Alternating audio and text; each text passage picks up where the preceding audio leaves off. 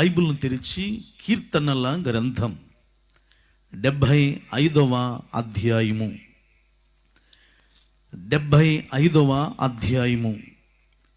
6-7 వచనాలు స్పష్టంగా ఇష్టంగా చదువుకోవడానికి మనం ఇష్టపడదాం. The book of Psalms chapter 75 words from 6-7. 75వ కీర్తన 6-7 వచనాలలో తూర్పు నుండి అయినను, పడమట నుండి అయినను, అరణ్యము నుండి అయినను హెచ్చు కలుగదు. దేవుడే తీర్పు తీర్చువాడు. ఆయన ఒకని తగ్గించును, ఒకని హెచ్చించును. చిన్న ప్రార్థన. పరిశుద్ధుడైన తండ్రి, మహోన్నతుడైన దేవ, ఈ రాత్రి ముగింపు సభ అత్యద్భుతంగా పాటల ద్వారా, వాయిద్యముల ద్వారా, కరములు తట్టి నిన్ను స్తుతించుట ద్వారా, నిలవబడి స్తుతి ఆరాధన చేయటం ద్వారా కూడా మీ నామమును హెచ్చించుకున్నందుకు స్తోత్రాలు. ఈ సమయంలో చదవబడిన లేఖన భాగములోని సారాంశము, వివరణ మీరే మాకు బోధించమని ప్రార్థిపడుతున్నాం. ఈ స్థలంలో నీ పరిశుద్ధాత్మ సంచారాన్ని నింపి నడిపిస్తూ ఉన్నందుకు స్తోత్రాలు. చేరి వచ్చిన బిడ్డలందరితో కూడా ఈ 3వ దినం కూడా మాట్లాడనై ఉన్నందుకు వందనాలు.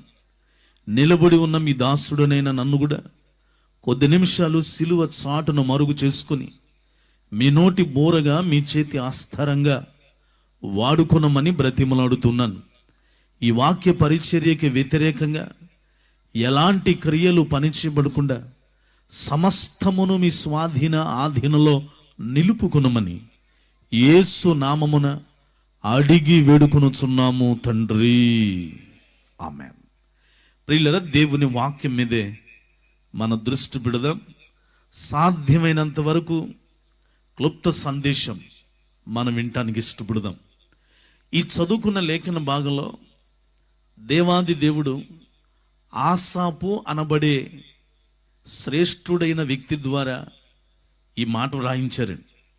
ఈ ఆసాపు ద్వారానే మరొక చోట దేవుడు ఏమంటాడంటే, ఆసాపు హృదయంలో ఉన్న మాట, ఆకాశమందు నీవు తప్ప నీవు నాకుండగా ఈ లోకంలో ఏది అక్కర్లేదని అంటాడు.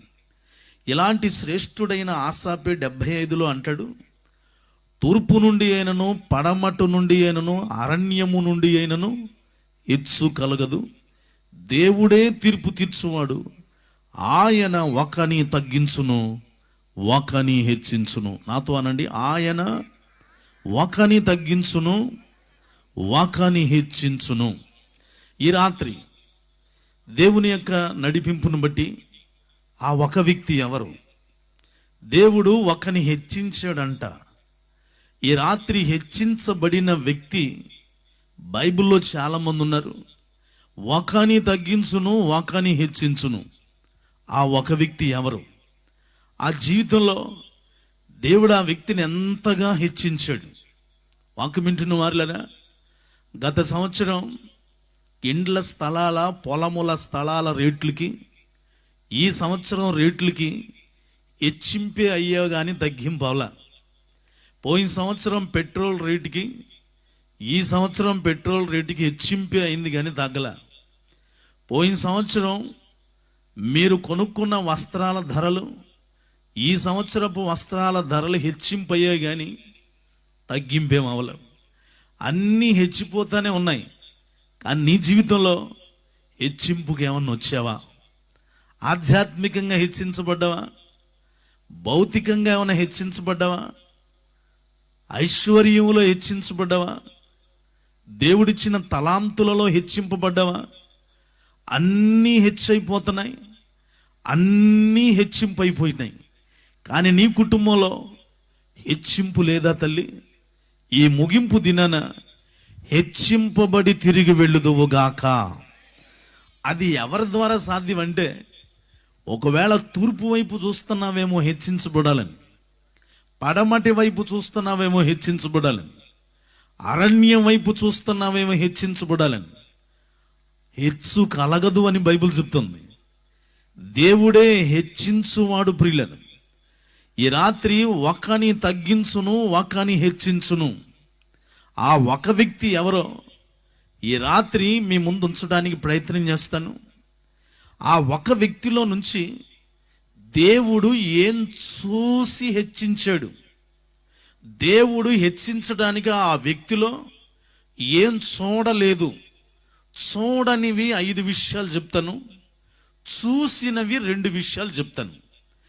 7 విషయాలు మనం చాలా క్లుప్తంగానే, 7 అంటే చాలా టైం తీసుకుంటారేమో అనుకోబాకండి. బిఫోర్ 1 hour, గంట లోపే నేను వాక్యాన్ని ముగిస్తాను. ఈ రాత్రి ఏది ఏమైనప్పటికీ కూడా తొలి వరుసలో కూర్చున్న నీవు మొదలుకొని మలి వరుసలో కూర్చొని వాక్యం వింటున్న మీరందరూ, మీ కుటుంబాలు దేవుని ద్వారా హెచ్చింపబడుదురుగాక. ఆయన హెచ్చించాలి అనంటే ఏం చూడడు, చూడని వైపు ఒకవేళ నీ టైం అంతా ఈ 5 విషయాల వైపే నీ దృష్టి పెట్టేవేమో, అనవసరంగా టైం వేస్ట్ చేసుకున్నావేమో, జీవితంలో చాలా శక్తిని వృధా చేసుకున్నావేమో, ధనము వృధా చేసుకున్నావేమో. ఆ చూడనివి ఏంటో ఈ రాత్రి గ్రహించి ఈ ముగింపు దినాన్ని ఇక్కడే వాటిని విడిచిపెట్టి వెళతామని ప్రభు బిడ్డని మనం చూసినాను. మరి దేవుడు హెచ్చించాలంటే ఏం చూస్తాడు? 2 విషయాల వైపు ఈ రాత్రి దృష్టి పెట్టగలిగితే, అమ్మా వినాలి, దేవుడు నమ్మదగిన వాడండి. ఇక్కడే చదువుకున్నాం, దేవుడే తీర్పు తీర్చువాడు. ఆయనే ఒకని హెచ్చించును, ఆయనే ఒకని తగ్గించును. దినవృత్తాంతముల మొదటి పుస్తకం 29వ అధ్యాయం. దినవృత్తాంతముల మొదటి పుస్తకం 29వ అధ్యాయం 12వ వచనంలో బైబిల్ చెప్పే మాట ఏంటో తెలుసా అండి? దినవృత్తాంతముల మొదటి పుస్తకం 29:12లో ఐశ్వర్యమును గొప్పతనమును నీ వలన కలుగును, నీవు సమస్తమును ఏలువాడవు, బలమును పరాక్రమమును నీ దానములు. అమ్మా అయ్యా అందరు వినండి, హెచ్చించు వాడవును, అందరికి బలము ఇచ్చు వాడవును నీవే. ఆమెనండి బిగ్గరగా. హెచ్చించువాడు ఆయనే తల్లి. తూర్పు వైపు, పడమటి వైపు, అరణ్యం వైపు హెచ్చు కలగదు. హెచ్చించువాడు ఆయనే. అందుకే మన మూలవాక్యంలో ఒకని తగ్గించువాడు ఆయనే, ఒకని హెచ్చించువాడు ఆయనే. ఆ ఒక్కరిలో ఈ రాత్రి నీ కుటుంబము ఉండునుగాక. ఆ ఒకటిలో ఈ రాత్రి నువ్వే ఉండువుగాక. ఆ ఒక వ్యక్తి బైబిల్లో దేవుడు ఏం చూసి హెచ్చించాడు, ఆ వ్యక్తి ఎవరు? కీర్తనల గ్రంథం 89వ అధ్యాయం. 89వ అధ్యాయము కీర్తనల గ్రంథం 18 లేదా 19, 20 వచనాలు జాగ్రత్తగా చదువుదామండి. ఆ ఒక వ్యక్తి ఎవరు? 89వ కీర్తన 19, 20 వచనాలలో, అప్పుడు నీవు దర్శనమున నీ భక్తులతో ఇట్లు సెలవిచ్చి ఉంటివి, నేను ఒక సూర్యునికి, వింటున్నారా, ఒక సూర్యునికి సహాయము చేసి ఉన్నాను, ప్రజలలో నుండి ఏర్పరచబడిన ఎందరినండి? ఒకని అనండి బిగ్గరగా. ఎవరిని? ఒకని నేను ఏం చేశానంట? హెచ్చించి ఉన్నాను అనండి. ఆ మాట ఏం చేశాడండి ఆయన? బిగ్గరగా నండి ఆ మాట. ఏం చేశాడంట? హెచ్చించి ఉన్నాడు. ఎవరిని అనంటే 20 వచనం, నా సేవకుడైన దావీదుని నేను కానుగొని ఉన్నాను. చప్పట్లు కొట్టి బిగ్గరగా దేవునామాన్ని మహింపరుద్దాం ప్రియులారా. బైబిల్ గ్రంథంలో ఆదికాండం నుంచి ప్రకటన గ్రంథం దాకా చూసుకుంటూ వెళితే దేవుని ద్వారా హెచ్చించబడిన భక్తులు చాలా మంది ఉన్నారండి. కానీ ఈ రాత్రి ఒక వ్యక్తిని మాత్రమే చూస్తున్నాం. His name is king David. అతని పేరు రాజైన దావీదండి.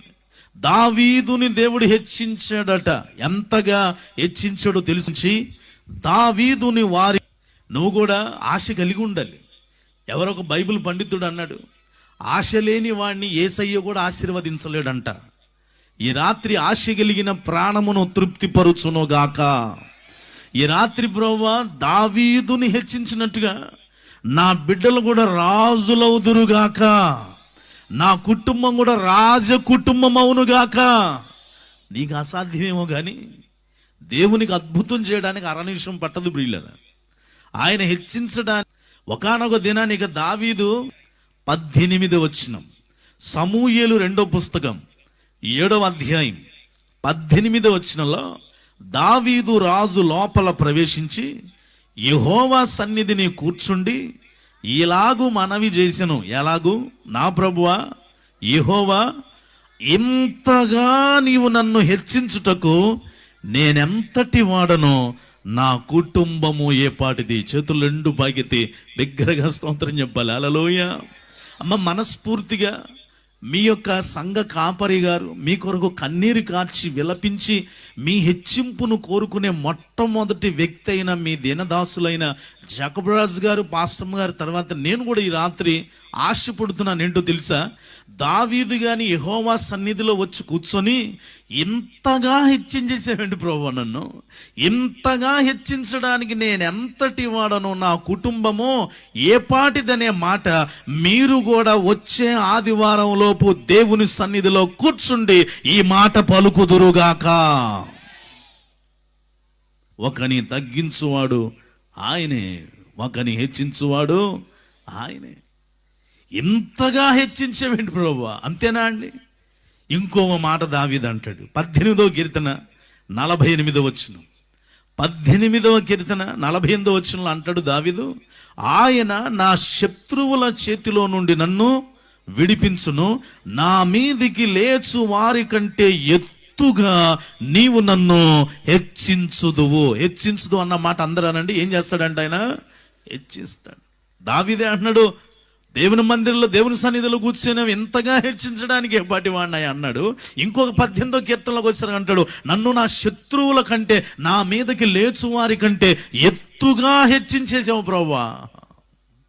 ఈ రాత్రి వాక్యం వింటున్న సోదరి కుటుంబం, నా కాపురం నటి పుస్తకం 16వ అధ్యాయం 7వ వచనంలో, అయితే యెహోవా సమూయేలుతో ఇలాగు సెలవిచ్చెను, అతని రూపమును అతని ఎత్తును లక్ష్య పెట్టకుము.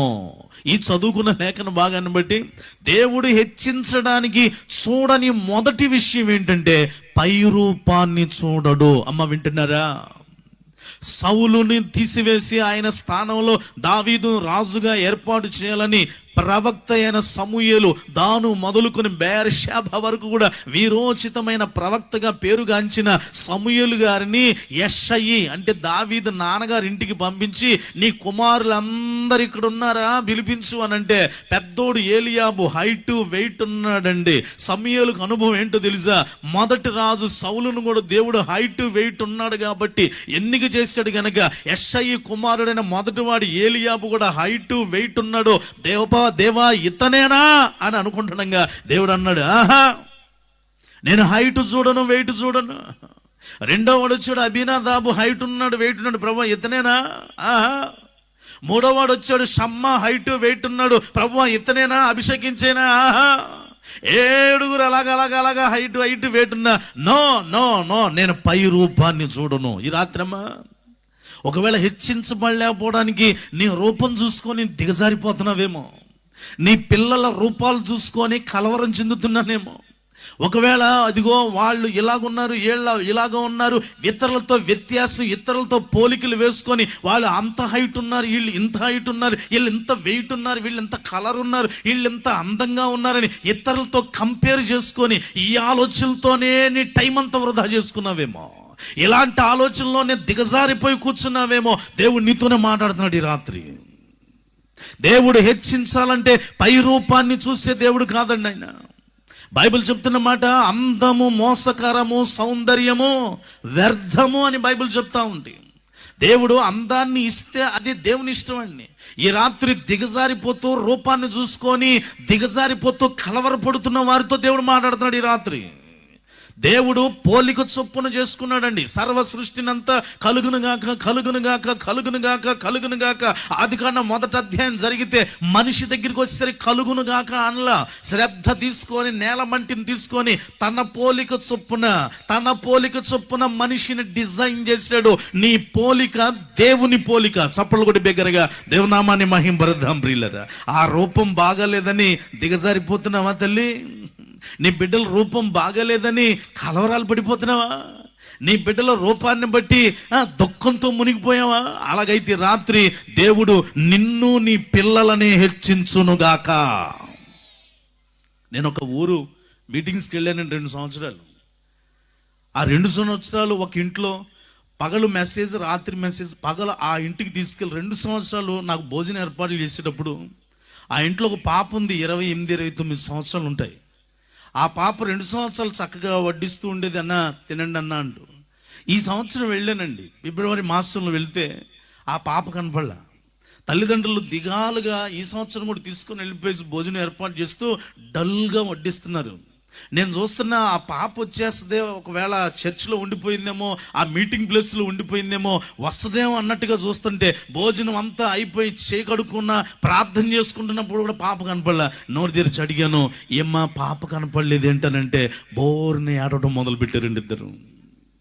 ఏమ్మా ఏడుస్తున్నారు, పాప ఏది అని అంటే ఆ తల్లి నోరు తెరిచి బోర్ నెడుస్తే ఇంకెక్కడ పాపయ్యా, పోయిన సంవత్సరం డిసెంబర్ నెలలో ఇంట్లోకి వెళ్ళిపోయి లెటర్ రాసి ఫ్యాన్ కూరేసుకొని చచ్చిపోయిందయ్యా.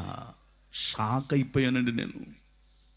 చనిపోవటం ఏంటమ్మా అని అడిగితే ఆ తల్లి తండ్రి లెటర్ తీసుకొచ్చి చూపించారు నాకు. ఏంటో తెలుసా, ఆ పాప రాసింది, నాకు 28, 29 సంవత్సరాలు వచ్చాయి. మా అమ్మ నాన్న నన్ను ప్రేమతో ఎన్నో సంబంధాలు తీసుకొస్తున్నారు పెళ్లి చేయాలని. కానీ మైనస్ ఏంటో తెలుసా, వచ్చిన ప్రతి పెళ్లి కుమారుడు అమ్మాయి బాగల, అమ్మాయి బాగల, అమ్మాయి నచ్చలా అంటూ నా రూపం వాళ్ళకి నచ్చగా వచ్చిన ప్రతి సంబంధం వెళ్ళిపోతున్నారు.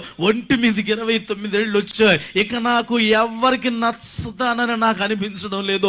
నా తల్లిదండ్రులకు ఇన్ని సంవత్సరాలు భారంగా బ్రతికాను గనక నాకు ఇష్టం లేదు, నా రూపం నేను చచ్చిపోతున్నానంటూ ఫ్యాన్ కూరేసుకొని చచ్చిపోతున్నానంటూ రాసిందండి. ఈ రాత్రి వాక్యం వింటున్న సోదరులారా, నా చేతులు జోడించి నేను మనవి చేస్తాను మీకు. ఒకవేళ నీ రూపం బాగలేదనో, నీ ప్రక్కవారి రూపం బాగలేదనో, నీ బంధువుల రూపం బాగలేదనో, ఒకవేళ రూపాన్ని బట్టి ఇతరులను దిగజారేటట్టు మాట ఒకవేళ నీలోంచి వస్తుందేమో, ఒకవేళ నీ కుటుంబంలోనే, నీ అయిన వాళ్ళని, నీ సొంత వాళ్ళలోనే దిగజారిపోతూ కలవరాలతో రూపాలు బాగలేదని బయటికి రాలేని పరిస్థితిలో ఉంటే ఈ రాత్రి యేసు నీతోనే మాట్లాడుతున్నాడు. మనిషి పై రూపాన్ని దేవుడు చూడడు, లక్ష్య పెట్టడు. రూపాన్ని బాగాని నిన్నే దేవుడు హెచ్చించును గాక. రెండో విషయాన్ని నేను జ్ఞాపకం చేసే ముందు ఒక విషయం చెప్పునండి. యేసు ప్రభు వారు కూడా సిలువలో ఎలాగ మార్చబడ్డాడు తెలుసా? చూడనొల్లని వానిగా మార్చబడ్డాడని బైబిల్ చెప్తుందండి. 33.5 యవ్వన వయసులో ధవళవర్ణుడు, రత్నవర్ణుడు, పాలతో కలిగిన నయనాలు కలిగిన వాడు ఇండు కూడా సిలువలో పాప శాప దోషాలన్నీ మీద వేసుకొని చూడనొల్లని వానిగా కురూపిగా మార్చబడ్డాడంట ఆయన. ఈ రాత్రి నిన్ను నువ్వు దిగజార్చుకోవద్దని ప్రభు పేరిట నేను మనవి చేస్తున్నాను ప్రియులారా. రెండవదిగా దావీదుని హెచ్చించడానికి దేవుడు దావీదులో చూడని రెండో విషయం మత్తయి సువార్త 1వ అధ్యాయం. మత్తయి సువార్త 1వ అధ్యాయం 5వ వచనాన్ని ఒకసారి చదువుకోగలిగితే, దేవుడు చూడని రెండో విషయం మత్తయి సువార్త 1:5. నయస్సోను సెల్మానును కనెను, సెల్మాను రాహాబునందు బోయాజును కనెను, బోయాజు రూతునందు ఓబేదును కనెను, ఓబేదు యెషయిని కనెను, యెషయి రాజైన దావీదును కనెను. చప్పలు కూడా బిగ్గరగా దేవనామాన్ని మహిమ పరదామండి. ఇదేంటండి రెండో కారణం చెప్తారని వంశావళి చదివించారండి అనుకుంటారా? వంశావళిలోనే రెండో కారణం ఉంది పిల్లలు. ఇక్కడ వంశావళిలో అందరి పురుషుల పేర్లు ఉన్నాయి, కానీ ఈ ఒక్క వచనంలో 2 స్త్రీల పేర్లు దేవుడు రాయించాడండి. యెషయి కుమారుడైన దావీదు బ్యాక్గ్రౌండ్ ఏంటి చెప్పు దావీదు అనంటే బహుశా ఆయన అనేవాడేమో, నా బ్యాక్గ్రౌండ్ ఏముందయ్యా, నా బ్యాక్గ్రౌండ్లో మొదటిగా రాహాబు కనబడుతుంది. వరసలు కలిపితే రాహాబు దావీదుకి జేజి నాయనమ్మ అవుతుందంట. వరసలు కలిపితే రెండవ స్త్రీ కనబడుతుంది. రూతు కూడా దావీదుకి రెండో జేజినాయనమ్మ ఇద్దండి. దావీదు నీ బ్యాక్గ్రౌండ్ ఏంటయ్యా, నీ గత చరిత్ర ఏంటి చెప్పు అనంటే, ఏముంది బాబు చెప్పుకోవడానికి, రాహాబు నా జేజినాయనమ్మ అంట, ఆవిడ ఒక వేశ్య. రూతు ఏం చెప్పమంటావు, నా రెండో జేజి నాయనమ్మ, ఆమె మోయాబీయురాలు. మోయాబీయులు బైబిల్లోకి ఎలాగొచ్చారో చెప్తే గుండెలు అదిరిపోతాయి. ఏముంది నా బ్యాక్గ్రౌండ్ చెప్పుకోవడానికి? ఈ రాత్రి వాక్యం వింటున్న సోదరులారా, నేను హెచ్చింపలేకపోవడానికి కారణం, నేను హెచ్చింపులోనికి రాలేకపోవడానికి కారణం, నా తాత ఏముంది బ్యాక్గ్రౌండ్, మా నాన్న ఏముంది బ్యాక్గ్రౌండ్, మా ముత్తాతలు ఏముంది బ్యాక్గ్రౌండ్, మా అమ్మకి ఏముంది బ్యాక్గ్రౌండ్, మా అమ్మమ్మకి ఏముంది బ్యాక్గ్రౌండ్, మాకు ఏదీ లేదయ్యా. దిగజారిపోతూ వాటి చుట్టే కన్నీళ్లు కారుస్తూ కూర్చుంటున్నావు ఈ రాత్రి. అలాగైతే అమ్మా, శుభవార్త ఏంటో తెలుసా? దేవుడిని హెచ్చించాలి అనంటే నీ గత చరిత్ర చూడడు. రెండవదిగా, ఒకటి పై రూపాన్ని చూడడు ఆయన, రెండు నీ గత చరిత్ర చూడడు ఆయన. రాహాబు వేశ్య, రుతు మోయాబీయురాలు. మనకిలా కనపడొచ్చు, మనుషులు లోపాలు ఎత్తుతారు కానీ దేవుడు లోపాలు ఎత్తకపోగా సరి చేసే దేవుడు. కొట్ట చప్పట్లు కూడా బిగ్గరగా దేవునామాని మహిసబడింది. చరిత్రాన్ని చూసి పక్కన ఉన్నానంటారేమో. ఈనాడు గత చరిత్ర అవసరం అదండి. వివాహం చేయాలంటే అటు 7 తరాలు, ఇటు 7 తరాలు చూడాలంటే చూసి ఏం చేస్తారో నాకు అర్థం కాదు. కానీ నేను ఇటీవల దేవుడు నన్ను దీవించి దావీదులో దేవుడు చూడని మూడో విషయం ఏంటంటే సమూయేలు మొదటి పుస్తకం 16వ అధ్యాయం. సమూయేలు మొదటి పుస్తకం 16వ అధ్యాయం 11వ వచనాన్ని నేను చదువుతాను, వినండి. 16:11 నీ కుమారులందరూ ఇక్కడ ఉన్నారా అని యెషయిని అడుగగా అతడు ఇంకను కడసారి వాడున్నాడు. వింటున్నారా అమ్మా? యెషయికి 8 మంది పిల్లలుంటే సమూయేలు ఎదుటికి యెషయి 7గురినే పిలిపించాడు. దేవుడు అన్నాడు 7గురు కాదు ఇంకెవరైనా ఉన్నారా అని అంటే సొంత తండ్రి ఏమంటున్నాడు తెలుసా? ఉన్నాళ్ళేయా కడసారి వాడు ఒకడు. కడసారి వాడు 6 అక్షరాలండి. ఆ కడసారి వాడి పేరు ఏంటో తెలుసా? దావీదు. 3 అక్షరాలు. అంటే నేను ఏమంటానంటే కన్న కొడుకునే పేరు పెట్టి 3 అక్షరాలు పిలవడానికి తండ్రికే నోరు రాల, కడసారి వాడని చెప్పడానికి 6 అక్షరాలను పలకడానికి నోరు వచ్చింది. కానీ అమ్మా, ఈ రాత్రి నీ ఇంట్లోనే నిన్ను విలువ లేకుండా చూస్తున్నారేమో. ఈ రాత్రి నీ ఇంట్లోనే విలువ లేని పరిస్థితులను ఎదుర్కొంటున్నావేమో. ఈ రాత్రి దేవుడు నీతో మాట్లాడుతున్నాడు. దావీదు ఇంట్లో 7గురు అన్నలకి విలువ ఉంది కానీ దావీదుకి విలువ లేదు ఇంట్లో. అంటే ముందే నాన్న డిసైడ్ అయిపోయాడు, వాడు రాజు ఏమవుతాడు, వాడు మోకం, వాడు గొర్రెలు కట్టడానికి పనికి వస్తాడు. కానీ రాజు అవ్వాలంటే హైట్ ఉండాలి, వెయిట్ ఉండాలి, మంచి ఆకారం ఉండాలి, అది ఉండాలి, ఇది ఉండాలి. సొంత నాన్నే డిసప్పాయింట్ చేసి కనీసం పిలవడానికి ఇష్టపడాల, పేరు పెట్టి పిలిపించడానికి ఇష్టపడాల. సమూయేలు అడిగితేనే కానీ పిలిపించాడు. ప్రియులరా, ఈ రాత్రి అమ్మ దేవుడు హెచ్చించడానికి దేవుడు చూడని మూడో విషయం ఏంటో తెలుసా? నీ విలువేంటో చూడ్డు దేవుడు. మనిషికైతే నీ విలువ అవసరం, మనిషికైతే నీ విలువ అవసరం. సొంత ఇంట్లోనే తండ్రే విలువ ఇవ్వలేని పరిస్థితులు దావీదు జీవితంలో. ఈ రాత్రి అక్క, చెల్లి, తమ్ముడు అన్న, నీ భర్తే నీకు విలువ ఇవ్వలేని పరిస్థితిలో ఉన్నావా చెల్లి? నీ భార్యే నీకు విలువ ఇవ్వలేని పరిస్థితిలో ఉన్నావా బ్రదర్? నీ పిల్లలే వయసుకు వచ్చి చిన్నప్పుడు బాగా భయపడేవాళ్ళు, పెద్ద అయిన తర్వాత విలువ లేని పరిస్థితుల్లో గుండెలు జారిపోయే పరిస్థితిలో ఉన్నావా? ఈ రాత్రి ఇంట్లోనే బయట వీధిలోనే విలువ లేని పరిస్థితిలో ఒకవేళ దిగజారిపోయి ఉంటే ఇక నేనేం హెచ్చించబడతాను, నా లాంటి వాళ్ళు ఏమి హెచ్చించబడతారు, నా పిల్లలు ఏమి హెచ్చించబడతారు, మా కుటుంబానికి విలువ లేదు, మా కాపురానికి విలువ లేదు, మా సంపాదనకి విలువ లేదు, మా సంసారానికి విలువ లేదు, అసలు మా ఇంటి పేరుడికి మాకు విలువే లేదు అనుకుంటున్నావా? ఈ రాత్రి దేవుడు నిన్నే హెచ్చించును గాక. ఒక అబ్బాయి బాగా చదువుకున్నాడండి, బాగాలో ఎడ్యుకేషన్ అంతా పూర్తి చేశాడు. పాపం కష్టపడి పూర్తి చేశాడు. క్యారెక్టర్ కూడా నెంబర్ 1. ఆ వీధిలో ఊళ్ళో ఫ్రెండ్స్ని ఎవరిని అడిగినా పలానా అబ్బాయా వెరీ గుడ్ బిహేవియర్ అండి. ఫైల్ తీసుకొని ఉద్యోగాలకు వెళ్తున్నాడు.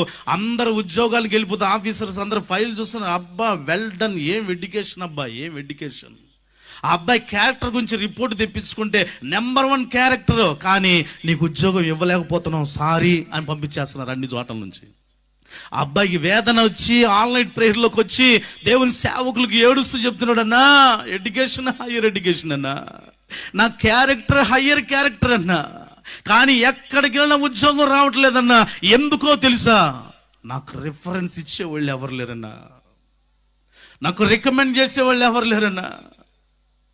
దావీదుని ఇంట్లో నానే రికమెండ్ చేయలేకపోయాడు, 7గురే రాజు అవుతున్నారు కన్నా దావీదు రాజు అవ్వడానికి పనికిరాడని క్యారెక్టర్ ఆయన విలువను దిగజారినట్టుగా నాకు విలువ ఇచ్చేవాళ్ళు, నాకు రిఫరెన్స్ ఇచ్చేవాళ్ళు, నాకు రికమెండ్ చేసేవాళ్ళు లేక నాకు ఉద్యోగం రావట్లేదన్నా. నా కొరకు ప్రార్థన చేయవా? ఈ రాత్రి నీ తరపున మాట్లాడేవాళ్ళు ఎవరు లేరామా? ఈ రాత్రి ఎవరిని అడిగినా, ఎవరిని కదిలించినా లోకానుసారంగా చెప్పే మాట ఏంటో తెలుసా? ఎవరి తాలూకా నువ్వు? తాలూకా ఉంటేనే ఏదైనా. ఈ రాత్రి ప్రియులారా, బైబిల్ చెప్తున్న మాట, ఒకవేళ నువ్వు అదే పరిస్థితిలో ఉంటే బైబిల్ మాట్లాడుతున్న మాట, నిషేధించబడిన రాయి మూలకు తలరాయి. కొట్టో చప్పలు కొట్టి బిగ్గరగా దేవునామాన్ని మహింపరుదాం అండి. నిషేధించబడ్డావేమో భర్త ద్వారా, భార్య ద్వారా, ఆయన ద్వారా, కాని ద్వారా, చుట్టాల ద్వారా, వీధిలో వాళ్ళ ద్వారా, అసలు నీకు నువ్వే విలువ దిగజార్చేసుకుని ఉంటే ఈ రాత్రి నిషేధించబడిన రాయి మూలకు తలరాయి. ఈ మాట బైబిల్లో దేవుడు 4 చోట్ల రాయిస్తాడండి. ఎందుకు 4 చోట్ల రాయించాడు? ఒకే మాట నాకు అనిపిస్తే, మనిషి 4 దిక్కులకి వెళ్తాడు. 4 దిక్కులు విలువ లేకుండా ఉంటే దేవుడు ఈ రాత్రి 4 దిక్కుల్లో ఏ దిక్కులకి వెళ్ళినా నిన్నే మూలరాయిగా చేయునుగాక. కీర్తనల గ్రంథం 118:22లో తొలిసారి దేవుడు రాస్తాడు. కీర్తనల 118:22లో తొలిసారి ఈ మాట ఉంటది. 2 మత్తయి 21:42, 2 మత్తయి 21:42 ఈ మాట దేవుడు రాస్తాడు. 3 లూకా 20:17, 3 లూకా 20:17 ఈ మాట రాస్తాడు. 4 అపోస్తుల కార్యం 4:11, 4 అపోస్తుల కార్యం 4:11లో 4 చోట్ల నిషేధించబడిన రాయి మూలకు తలరాయి. ఈ రాత్రి వాక్యం వింటున్న సోదరి సోదరుడా, నిన్ను దేవుడు మూలరాయిగా మార్చునుగాక. నెంబర్ 4, 4 విషయాన్ని జ్ఞాపకం చేయనా అండి. దేవుడు దావీదును అంతగా హెచ్చించడానికి దావీదులో దేవుడు చూడని 4వ విషయం ఏంటంటే, సమూయేలు మొదటి పుస్తకం 16వ అధ్యాయం 11వ వచనమే మరలా చదువుతున్నా. 11వ వచనం, నీ కుమారులందరూ ఇక్కడ ఉన్నారా అని యెషయ్యని అడుగుగా, అతడు ఇంకను కడసారి వాడున్నాడు, అయితే వాడు ఏం కాయిచున్నాడమ్మా? గొర్రెలు కాయిచున్నాడు. అంటే నో ఎడ్యుకేషన్, చదువు లేదు దావీదుకి. ఎడ్యుకేషన్ లేదు గనక తండ్రి యెషయ్య అన్నాడు, వీడు పనికిరాడు రాజుగా, ఎడ్యుకేషన్ లేదు వీడికి. 4వదిగా దేవుడు అర్హత చూడడమ్మా. ఈ రాత్రి తొలి వరుసలో కూర్చున్న నువ్వు మొదలుకొని చివరి వరుసలో కూర్చున్న వాక్యం వింటున్న సోదరి సోదరుడా, నా చేతులు జోడించి మనం చేస్తాను. పిల్లలకి మంచి చదువు చెప్పించుకోలేకపోతున్నాను, దిగజారిపోతున్నావా? పిల్లల్ని మంచి కాలేజీలో ఫీజు కట్టలేకపోతున్నాను, వాడికి చదివే మంచి స్కిల్ ఉంది కానీ నా చేతుల్లో డబ్బు లేక మంచి కాలేజీ, మంచి కాన్వెంట్కి నా పిల్లల్ని పంపించలేకపోతున్నాను, చదువు చెప్పించలేకపోతున్నాను, చదువు లేక పనికి వెళ్లాల్సి వస్తుంది నా పిల్లలని కన్నీరు కారుస్తూ ఒంటరిగా రాత్రులు దిండడ్డం పెట్టుకొని కన్నీరు కారుస్తూ ఎవరికి చెప్పుకోలేక తలెత్తుకోలేని పరిస్థితుల్లో దిగజారిపోయి ఉన్నావా? దేవుడి రాత్రి నీతోనే మాట్లాడుతున్నాడమ్మా. దేవుడి రాత్రి నీతోనే మాట్లాడుతున్నాడు బ్రదర్. ఎడ్యుకేషన్ లేదు, చదువు లేదు. ఒకవేళ చదువు ఉంటే మేము కూడా మంచి రేంజ్లోకి వెళ్ళిపోయేవాళ్ళం కదా. చదువుకున్నట్టయితే మా పిల్లోడు కూడా మంచి హోదాలోకి వెళ్ళిపోయాడు కదా. చదువుకుంటే బాగా ఉండేవాళ్ళం కదా. ఇదే ఆలాపన, ఇదే తలంపులు, ఇదే కలవరాలతో నీ బ్రతుకు కన్నీళ్లతో అయిపోతుంటే డోంట్ డిసప్పాయింట్ తల్లి, డోంట్ డిసప్పాయింట్. దేవుడు అర్హత చూడడు.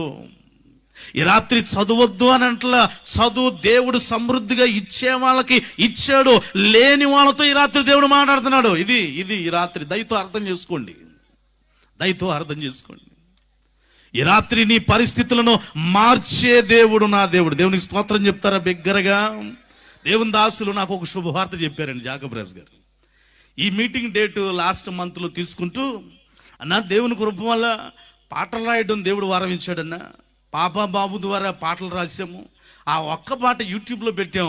ఆ యూట్యూబ్లో నాకు చెప్పిన రోజుకి 54,000 మంది చూశారన్నారు. చప్పలు కూడా బిగ్గరగా దేవునామని మహింపరుస్తారు. ఇప్పుడు ఇంకా సంఖ్య పెరిగి ఉండొచ్చేమో. నాకు అనిపించింది, ఆయన ఏం చదివాడని పాట రాశాడండి, ఏం చదివారని మ్యూజిక్ కంపోజ్, ఏం చదివారని పాటని ఎవరు ఇంత ఉన్నతంగా ఆ సరిగమ పదనిసులు తెలిసిన వాళ్ళు, చక్కగా రాగం తెలిసిన వాళ్ళు, చక్కగా ముందుగానే చెప్పి పలానా రాగం అని చెప్పి పాడే స్థితి కూడా లేని పరిస్థితుల్లో దేవుడు ఇంతగా హెచ్చించడానికి మనిషి అయితే అర్హత చూస్తాడు కానీ దేవుడు అర్హత చూసే దేవుడు కాదు నా దేవుడు. కొట్టో చప్పలు కూడా బిగ్గరగా దేవుని నామాన్ని మహింపరుద్దామండి. 5వది ఆఖరిది చెప్తానండి, జాగ్రత్తగా వినాలి. ఇప్పటి వరకు ఎన్ని విషయాలు చెప్పానండి? 4 విషయాలు. దేవుడు ఏం చూడ తల్లి? 1 పై రూపాన్ని చూడడు, దిగులు పడబాగో చెల్లి, అక్క, తమ్ముడు, అన్న. 2వదిగా ఆయన ఏం చూడడం? గత చరిత్ర చూడడం, నీ బ్యాక్గ్రౌండ్ని బట్టి దిగజారిపోబాకు దయచేసి. 3వదిగా దేవుడు ఏం చూడడం? నీ విలువ చూడడు, నిన్నెవరు రికమెండ్ చేసేవాళ్ళు లేరు, నీకు రెఫరెన్స్ ఇచ్చేవాళ్ళు లేరు, ఇంట్లో వాళ్ళే నాతో నీకు దిగజారిపోయేటట్టు చేస్తాను. దిగులు పడిపోక దయచేసి. నాలుగోదిగా దేవుడు ఏం చూడో తెలుసా? అర్హత చూడడు. చదువుకున్నావా చదువుకోలేదా దేవుడు చూడ తల్లి. అలాగైతే యేసుప్రభుని వెంబడించిన 12 మంది శిష్యులకి నో ఎడ్యుకేషన్, కానీ ప్రపంచాన్ని తల్లకిందులు చేసేసారు. కొట్టు చప్పళ్ళు కొట్టి బిగ్గరగా దేవునామాన్ని మహింపరుదా. ఈ రాత్రి అమ్మా, ఈ రాత్రి అయినా ఆ రాత్రి అయినా ఏ రాత్రి అయినా మనుషుల ప్రేమలు మారిపోతాయేమో కానీ, మనుషుల శక్తి మారిపోద్దేమో కానీ, దేవుని వాక్యం చెప్తుంది దేవుడు నిన్న నేడు నిరంతరము ఏకరీతిగా ఉన్నాడు. కొట్టవే మరి చప్పట్లు బిగ్గరగా, కొట్టవే బిగ్గరగా. నిన్ను ఈ రాత్రి నీ పరిస్థితులు మార్చే దేవుడు అండి. అత్యంత అత్యంత హెచ్చింపులకు తీసుకొచ్చే దేవుడు అండి.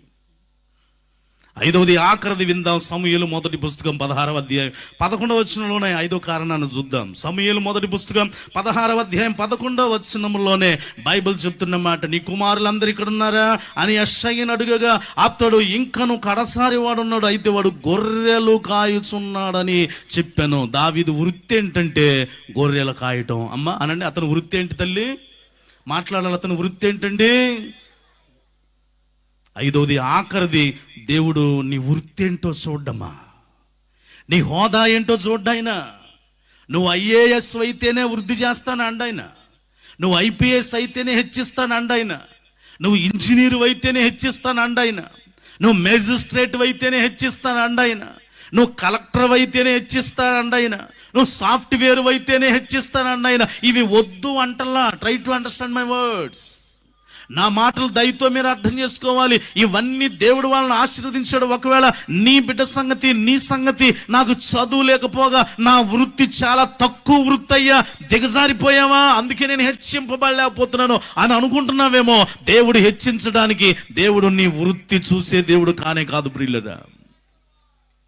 దావీదు జీవితంలో గొర్రెలు కాస్తూ ఉండగా అతను ఉండేది పొలంలోనే. ఎండకి ఎండాలి, వానకు తడవాలి, గాలికి విరవబడాలి. ఇవన్నీ ఒక ఎత్తు అయితే దావీదు దగ్గర దుర్వాసన, గొర్రెలతో కాలం చేసి గొర్రెల దగ్గర కూర్చొని గొర్రెల దగ్గర తిని ఆ గొర్రెల్లో ఉన్న వాసన దావీదు దగ్గరికి వస్తే, ఇంటికి వస్తే నాన్న భయంకరంగా ముందు ఇంట్లోంచి బయటికి వెళ్ళి నిలబడరా, మాట్లాడరా. నిన్న అలాగ అంటున్నారమ్మా. ఏలా లోయలో గొల్లియాతు వచ్చి సవాల్ చేస్తున్న అన్నదమ్ములు పెద్దోడు అన్నాడు, ఎల్రా ఇక్కడ నుంచి, దుర్వాసన తట్టుకోలేక. నీ సొంతోళ్ళు నిన్ను వెళ్ళేస్తున్నారమ్మా. నీ వృత్తి బాగలేదని, నీ పరిస్థితులు బాగలేదని. దేవుడు వృత్తి హోదా చూడలేదు, దావీదుని రాజుగా హెచ్చించాడు. కొట్టో చప్పలు కూడా బిగ్గరగా దేవునామాన్ని మహింపరుద్దాం ప్రియులరా. ఒకవేళ ఈ రాత్రి ఇంతవరకు 5 వైపే నీ మనసు తిరిగిందేమో, ఈ 5 వైపే కాలయాపన చేస్తూ కునిగిపోయి కన్నీళ్ళు కార్చవేమో. ఈ రాత్రి 5 దేవుడు చూడడు, మరేం చూస్తాడు? 2 విషయాలు చెప్పి ప్రార్థన చేసేస్తాను ప్రియులరా. దేవుడు చూడని వైపు నీ మనసు తిప్పేసే. ఈ రాత్రి అవన్నీ రిమూవ్ చేయాలి, ఈ రాత్రి అవన్నీ డిలీట్ చేయాలి, ఈ రాత్రి అన్నిటినీ ఎక్కడే విడిచిపెట్టుదువుగాక.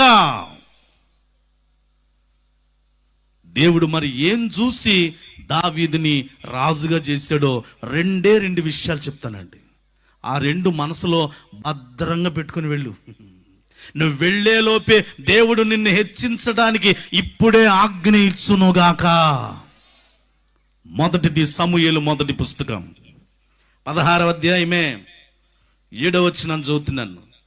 దావీదులో దేవుడు మరి 5 చూళ్ళ ఏం చూశాడు? నెంబర్ 1, సమూయేలు మొదటి పుస్తకం 16వ అధ్యాయం 7వ వచనం. అయితే యెహోవా సమూయేలుతో ఇలాగు సెలవిచ్చెను, అతని రూపమును అతని ఎత్తును లక్ష్య పెట్టకము.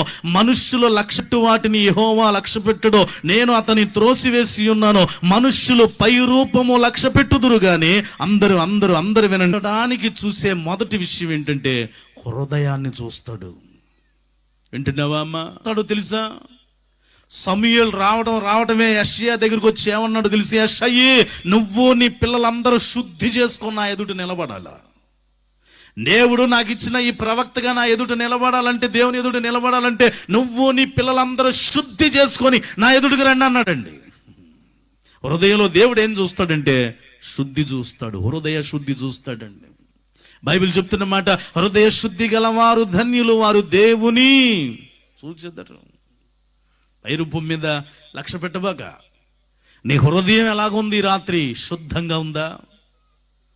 నిన్న మొన్న వచ్చిన దేవుని దాసులు వారి యొక్క సాక్ష్యం జీవితంలో వారు ఎంత పై రూపానికి లక్ష్యం ఇచ్చి ఉంటారో, చివరికి వారి హృదయాన్ని ఎలా మార్చుకొని ఉంటారో మీకు చెప్పే ఉంటారు ప్రియులరా. దేవుడు చూసేది హృదయ శుద్ధి ప్రియులరా. కారణం ఏంటంటే బైబిల్ చెప్తుంది, హృదయం అన్నిటికంటే మోసకరమైనది, అది ఘోరమైన వ్యాధి కలిగినది, దాన్ని గ్రహింపగలిగిన వాడు ఎవడో. ఈ ముగింపు రాత్రి అయినా నీ హృదయాన్ని శుద్ధి చేసుకునగలిగితే దేవుడు ఇప్పుడే ఆజ్ఞిస్తాడు. నిన్ను కూడా దేవుడు అంతగా హెచ్చించడానికి ప్రియులను. హృదయ శుద్ధి ఎలా కలుగుతుందండి అని అడుగుతావా? హెబ్రీయులకు రాసిన పత్రిక 9:14 బైబిల్ చెప్తుంది. హెబ్రీ 9:14 క్రీస్తు రక్తము శుద్ధి చేయును. ఆమెన్ అనండి. ఏ రక్తం తల్లి? క్రీస్తు రక్తము శుద్ధి చేస్తుంది. ఈ రాత్రి క్రీస్తు రక్తంలో ఇంకా కడగబడకుండా రక్షణ పొంది మారు మనసు పొంది హృదయ శుద్ధి చేసుకోగలిగితే ఈ రాత్రి నుంచే దేవుడు నిన్ను, నీ కుటుంబాన్ని అత్యధికముగా హెచ్చించునుగాక. శుద్ధి ఇంకెలాగవుతుందో తెలుసా? 1 క్రీస్తు రక్తము, 2 వాక్యము ద్వారా, 3 ప్రార్థన ద్వారా. హృదయ శుద్ధి కావాలంటే క్రీస్తు రక్తానికి హెబ్రీ 9:14 వాక్యము ప్రార్థన 2 కలిసి ఒకే రిఫరెన్స్ లో ఉంటాయి. సమూయేలు మొదటి పుస్తకం 4-5 వచనాలు. సమూయేలు మొదటి పుస్తకం 4వ అధ్యాయం 5వ వచనంలో వాక్యము ప్రార్థన శుద్ధి చేయును. చేతులను పాగితే బిగ్గరగా స్తోత్రం చెప్పండి. బిగ్గరగా స్తోత్రం చెప్పండి. క్రీస్తు రక్తంలో కడగబడిన చెల్లి, అక్క, తమ్ముడు అన్న రోజు బైబిల్ చదువు, రోజు ప్రార్థన చేయి. ఇదే నీ హృదయాన్ని శుద్ధి చేస్తుంది. దావీదు జీవితంలో ఈ 3 గొప్ప ఆశ్చర్యం ఏంటో తెలుసా అండి? నా వైపు చూడండి, ముగించేస్తా. యెషయిని 7 కుమారులు శుద్ధి చేసుకొని నిలబడ్డారు. సమూయేలు అంటున్నాడు, ఇతనా అంటే దేవుడు నో అంటున్నాడు. ఇంకెవడన్నా ఉన్నాడా? కడసారి ఒకడు ఉన్నాడు, వాడు గొర్రెలు కాస్తున్నాడు, పిలిపించనగా దావీదు వచ్చాడు. వినండి, బైబిల్ చదువుకుంటే శుద్ధి చేసుకోండిరా అన్న సమూయేలు దావీదుతో చెప్పలా, వచ్చిన వెంటనే అభిషేకించాడు. చప్పలు కూడా బిగ్గరగా దేవునామాన్ని మహింపరుద్దాడు. అంటే దాని అర్థం ఏంటో తెలుసా? ఆల్రెడీ దావీదు హృదయ శుద్ధిగా ఉందని దేవునికి తెలిసింది. అందుకే సమూయేలు నోటి ఇంకా శుద్ధి చేసుకుంటారా అనలా. ఈ రాత్రి శుద్ధ హృదయాలని దేవుడు హెచ్చిస్తాడండి. నెంబర్ 2, రెండవది ఆఖరిది వినేసి ప్రార్థన చేసేసుకుందాం.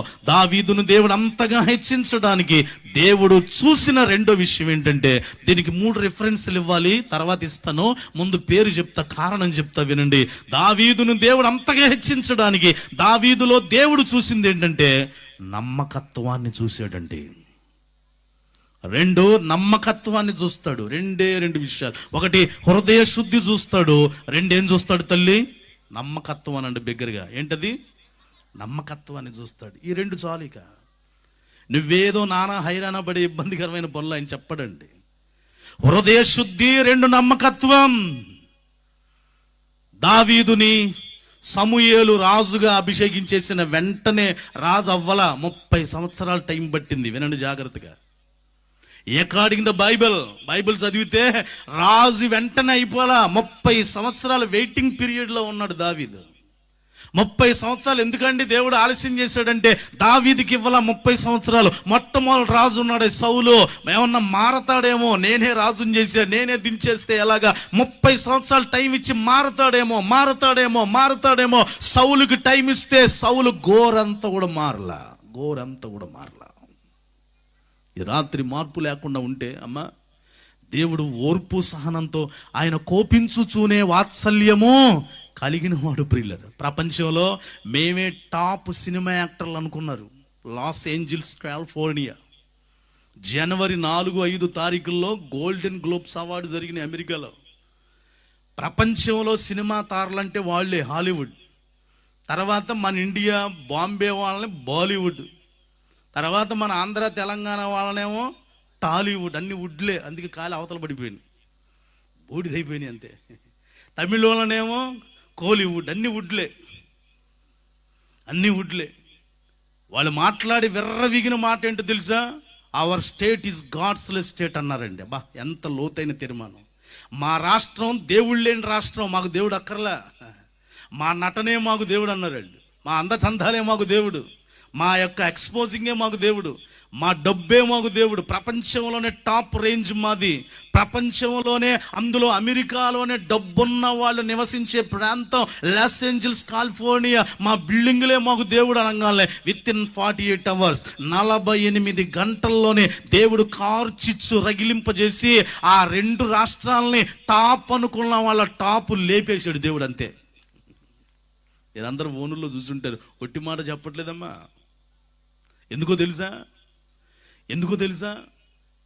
దేవుని వైపు ఇంకా సమయం ఇస్తే మార్చుకోలేకుండా ఉంటే 30 సంవత్సరాలు సౌలుకి టైం ఇచ్చిన సౌలు మార్చుకోలేకపోయాడండి. ఈ 30 ఏళ్లలో దావీదు ఎలాగున్నాడో తెలుసా?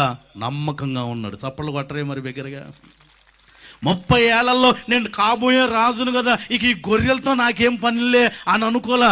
గొర్రెలను జాగ్రత్తగా కాపాడుతూ వచ్చాడు. 30 సంవత్సరాలైన గొర్రెల విషయంలో నమ్మకంగా ఉన్నాడు. సింహం వచ్చింది, ఎలుగుబంటి వచ్చింది, కాపాడే విషయంలో నమ్మకంగా ఉన్నాడు. సమూయేలు మొదటి పుస్తకం 17వ అధ్యాయం 15వ వచనం.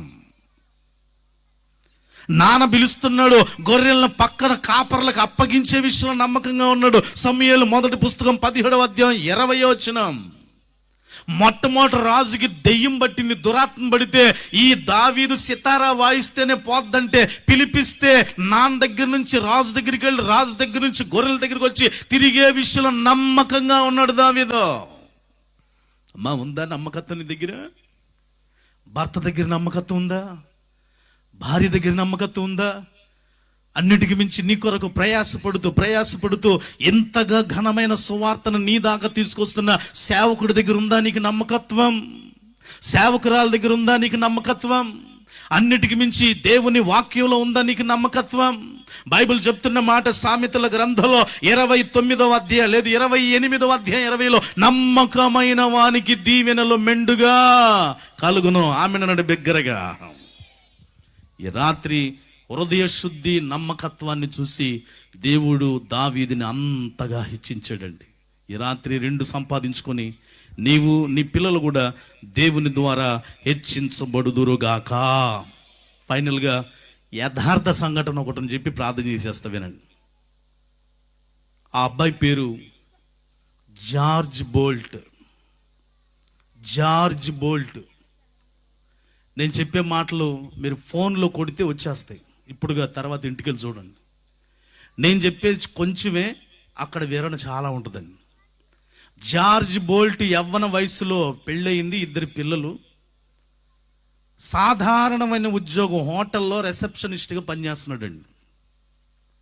అయితే హృదయ శుద్ధి కలిగిన వాడు, క్రీస్తు రక్తం చేత కడగబడ్డాడు, రోజు వాక్యం, ప్రార్థన, 2 నమ్మకంగా ఉంటున్నాడు. ఈ అబ్బాయికి అర్థం కాక హృదయ శుద్ధి అంటే అర్థమైంది ప్రభువా, నమ్మకత్వం అంటే ఎలాగ చెప్పు అని దేవుడు అడిగితే దేవుడు అన్నాడంట, నువ్వు ఏది చేసినా ఎవరికి చేసినా నాకు చేసినట్టు చెయ్యి, ఇదే నమ్మకత్వం అన్నాడంట. ఏది చేసినా ఎవరికి చేసినా నాకు చేసినట్టు చెయ్యి, ఇదే నమ్మకత్వం అన్నాడట. సరే ప్రభువా. రిసెప్షనిస్ట్గా పనిచేస్తున్నాడు.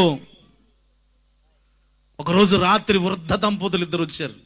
బాబు, పొద్దునుంచి ఈ ప్రాంతం అంతా సుందరంగా ఉందని సైట్ సీయింగ్ వచ్చాం. మేము ఈ అందాలన్నీ చూస్తా హోటల్ రూమ్లు మేము తీసుకోవడం మర్చిపోయాం. హోటల్ అన్నీ తిరిగాము, ఎక్కడా రూము లేదు. మీరు హోటల్లో రూమ్ ఉంటే ఇస్తారా అని అడిగారండి. ఆ అబ్బాయి చూసి అన్నాడు, లేదండి మా హోటల్లో కూడా రూము. 11:30 అయింది. వృద్ధ దంపతులు చేతులు జోడించి అంటున్నారు, అయ్యా దయ చూపించు, వృద్ధాప్య వయసులో ఉన్నా, చలి కొనుక్కుపోతున్నాం, చచ్చిపోతాం బయట ఉంటే, ఒక్క రూమ్ ఇవ్వయ్యా. ఈ అబ్బాయితో ఈలోపు దేవుడు మాట్లాడుతున్నాడట. జార్జ్ బోల్ట్, అదే ఆ వృద్ధుల స్థానంలో నేను వచ్చి నిలబడి రూమ్ అడిగితే నువ్వేం చేస్తావు అన్నాడట. ఈ అబ్బాయి మనసులో అన్నాడు, నువ్వు వచ్చి అడిగితే ప్రభువా నా రూమ్ ఇచ్చేయను, ఇంకో గంటలో డ్యూటీ దిగిపోతా, నేను రెస్ట్ తీసుకునే రూమ్ ఉంది, ఆ రూమ్ ఇచ్చేస్తాను ప్రభువా. అట్టయితే నాకు చేసినట్టు వాళ్ళకి చేయి, అదే కదా నమ్మకత్వం. అర్థమైంది ప్రభువా. వృద్ధ దంపతులను పిలిచి అంటున్నాడు, అమ్మ రండి, రూమ్స్ లేవు కానీ ఒక రూమ్ ఉంది, నా రూమ్ ఉంది, వెళ్ళి పడుకోండి. మరి నువ్వు బాబు? నేను ఇక్కడ 6 మెట్ల కింద పడుకుంటానమ్మా. ఆ దంపతులు 2 వేలు రాత్రి రెస్ట్ తీసుకున్నారు. ఉదయానికి వికెట్ చేసి తాళాలు ఈ అబ్బాయి చేతిలో పెట్టి తల మీద చేయబెట్టి దేవుడు నేను హెచ్చించును గాక అని చెప్పి వెళ్ళిపోయారండి. 2 సంవత్సరాలు అయింది. ఒక పెద్ద లెటర్ వచ్చింది పోస్ట్లో. ఏంటో నాకు ఇంత పెద్ద లెటర్ రాశారు, నేను అనాథ, నాకు చుట్టాలు ఎవరు లేరు, మా భార్య తరపు కూడా ఎవరు లేరు కదా. ఆ లెటర్ ఉపదీశాడు. 2 పేజీల లెటర్ ఉంది. ఆ 2 పేజీల లెటర్కి 10 ఫ్లైట్ టికెట్స్ పిన్ కొట్టుంది. 10 ఫ్లైట్ టికెట్స్ అడుగున బ్లాంక్ చెక్, ఎన్ని కోట్లైనా రాసుకునే చెక్ ఒకటి పిన్ చేస్తుందండి.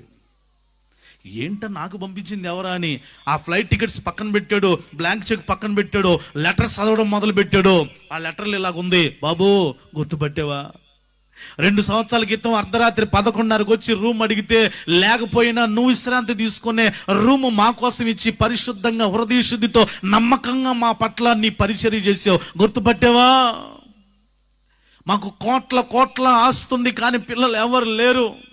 మా లాంటి వాళ్ళు ఎక్కడికన్నా వస్తే హోటల్ రూమ్ ఇబ్బంది పడకూడదని ఆ అమెరికా దేశంలో న్యూయార్క్ సిటీలో వాల్డార్ఫ్ ఆస్టోరియో, నోట్ చేసుకోండి మీరు ఆ పేరు, వాల్డార్ఫ్ ఆస్టోరియో అనే హోటల్ కట్టాం. ఆ పేర్లు మా ఇద్దరి పేర్లేనయ్యా. 5 స్టార్ హోటల్ కట్టాం. ఈ హోటల్ బాధ్యతలు, ఈ హోటల్ అధికారాలన్నీ ఎవరి చేతిలో పెట్టాలా అంటే హృదయ శుద్ధి కలిగి నమ్మకత్వం కలిగిన నీ చేతుల్లో దేవుడు పెట్టమని దేవుడు మాతో మాట్లాడాడయ్యా, మాతో మాట్లాడాడు. అందుకే నీ ఫ్యామిలీ మెంబర్స్ ఎంతో ఏంటో తెలీదు. 10 టికెట్లు పంపిస్తున్నావు, బ్లాంక్ చెక్ పంపిస్తున్నావు, ఎన్ని కోట్లు రాసుకుంటావు రాసుకో, నువ్వు మాత్రం వచ్చే మా దగ్గరికి అనగానే ముందు ఫ్లైట్ టికెట్ తీసుకొని ఎయిర్లైన్స్ దగ్గరికి వెళ్ళాడు ఈ అబ్బాయి. సార్ ఇవి కరెక్టా డూప్లికేటెడ్ టికెట్స్ అంటే ఎయిర్లైన్స్ వాళ్ళు చెక్ చేస్తున్నారు. ఇవి నెంబర్ 1 ఫస్ట్ క్లాస్ టికెట్స్ అయ్యా, మరి ఏ ఫ్లైట్కి చేయమంటావు అంటున్నారు వాళ్ళు. తర్వాత వస్తాను సార్ అని వెళ్ళిపోయి చెక్ తీసేసుకొని ఫ్లైట్ ఎక్కిరిపాడు. ఆ రోజున నా రూమ్ మీకు ఇచ్చేయమని అంటే ఆ దేవుడే మాకు చెప్పాడయ్యా, ఇక్కడికి వచ్చిందిరా అసలు విషయం చెప్తున్నాం. ఈ 5 స్టార్ హోటలే కాదు, మాకున్న కోట్ల ఆస్తి అంతటిని కూడా నీ పేరు మీద రాసాం, ఇదిగో కాగితాలను చేతిలో పెట్టారండి. ఈ రోజున స్టిల్ నౌ వాల్డార్ఫ్ ఆస్టోరియా అనే హోటళ్ళు అమెరికాలో, న్యూయార్క్లోనే కాకుండా ప్రతి సిటీలో కట్టారండి. స్టిల్ నౌ ఇప్పటికీ కూడా వాల్డార్ఫ్ ఆస్టోరియా అనే హోటల్ చైనా దేశంలో విస్తృతంగా కట్టేశారండి, 5 స్టార్ హోటల్స్. ఈ హోటల్స్ అన్నిటికీ అధిపతి ఎవరో తెలుసా? ఈ జార్జ్ బోల్ట్ కుమారులు, మనవ సంతానం ఏళ్ల వంశమే వాటిని ఏలుతూ వచ్చారు. ఈ రోజు కూడా సాక్ష్యంగా కనబడుతున్నాయి. చప్పలు కూడా బిగ్గరగా దేవుని నామాన్ని మహింపరుద్దామండి. ఆ అబ్బాయి ఒకటే రాసుకున్నాడు, ఒక పక్కన హృదయ శుద్ధి, ఒక పక్కన నమ్మకత్వం అని ప్రతి హోటల్లో వెనకాల ఉంటుందట. ఒక రిసెప్షన్ తీసుకెళ్ళి ప్రపంచం అందరూ ఎత్తి చూసేటట్టుగా నిలబెట్టిన నిన్న నేడు నిరంతరం ఏకరీతిగా ఉన్న దేవుడు ఈ రాత్రి నీ జీవితాన్ని, నా జీవితాన్ని కూడా అంతగా హెచ్చించడానికి ఆయన ఇష్టపడుతున్నాడు. ప్రియులరా, బైబిల్లో ఒక మాట ఉంది, మత్తయి 25వ అధ్యాయంలో, మత్తయి సువార్త 25:23లో, ఈ కొంచెములో నమ్మకంగా ఉన్నావు గనుక బలా నమ్మకమైన మంచి దాసుడా, అనేకమైన వాటి మీద నేను మిమ్మల్ని ఏం చేస్తున్నాను, అధికారిగా పెడుతున్నాను. ఇవన్నీ ఒక ఎత్తు అయితే అమ్మా వినండి, ప్రభు అయిన యేసుక్రీస్తు వారిని కూడా తండ్రి అయిన దేవుడు ఎంతగా హెచ్చించాడు తెలుసా? ఈ మాట అందరూ చదవాలి. ఫిలిప్పీయులకు రాసిన పత్రిక 2వ అధ్యాయం 11వ వచనం. ఫిలిప్పీ 2:11, ప్రతివాని నాలుకయు తండ్రి అయిన దేవుని మహిమార్థమై యేసుక్రీస్తు ప్రభువని ఒప్పుకొనున్నట్లును దేవుడు ఆయనను, ఈ మాట అందరు నాతోనండి, దేవుడు అనండి, దేవుడు ఆయనను అధికముగా హెచ్చించి అనండి, హెచ్చించి ప్రతి నామమునకు పైనామమును ఆయనకు అనుగ్రహించెను. చప్పలు కొట్టాలి బిగ్గరగా. యేసు ప్రభు వారు అన్ని నామముల కంటే పై నామముగా అధికముగా హెచ్చించబడిన ఆయనే రాత్రి నీతో మాట్లాడుతున్నాడు. 2 విషయాలు. హృదయ శుద్ధి.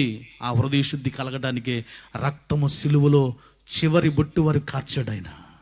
39 కొరడా దెబ్బలు భరించి, కళ్ళల్లోకి, ముక్కుల్లోకి, నోట్లోకి రక్తం వెళుతూ వెళ్ళినా తుడుచుకునే అవకాశం లేకపోయినా రక్తాన్ని కార్చి ఆ రక్తము చేత నీ హృదయాన్ని శుద్ధి చేయాలని నమ్మకంగా తొలి మాట మొదలుకొని చివరి రక్త బొట్టు వరకు కార్చిన సమాప్తమైనదని తన తండ్రికి ఆత్మను అప్పగించేదాకా నమ్మకంగా సిలువ పని పూర్తి చేసిన నజరేయుడైన యేసు ఈ రాత్రి నీతో కూడా మాట్లాడుతున్నాడు. ఒకరిని తగ్గించువాడనో నేనే, ఒకరిని హెచ్చించువాడనో నేనే. పైకి లేచి నిలబడదాం. ప్రభువా, నేను హెచ్చించబడాలని ఆశపడుతున్నానయ్యా అనగలిగిన వాళ్ళే పైకి లేచి నిలబడండి. నా కుటుంబం హెచ్చించబడాలి, నా పిల్లలు హెచ్చించబడాలి, నేనే హెచ్చించబడాలని ఆశ కలిగిన వారు మాత్రమే పైకి లేచి నిలబడండి.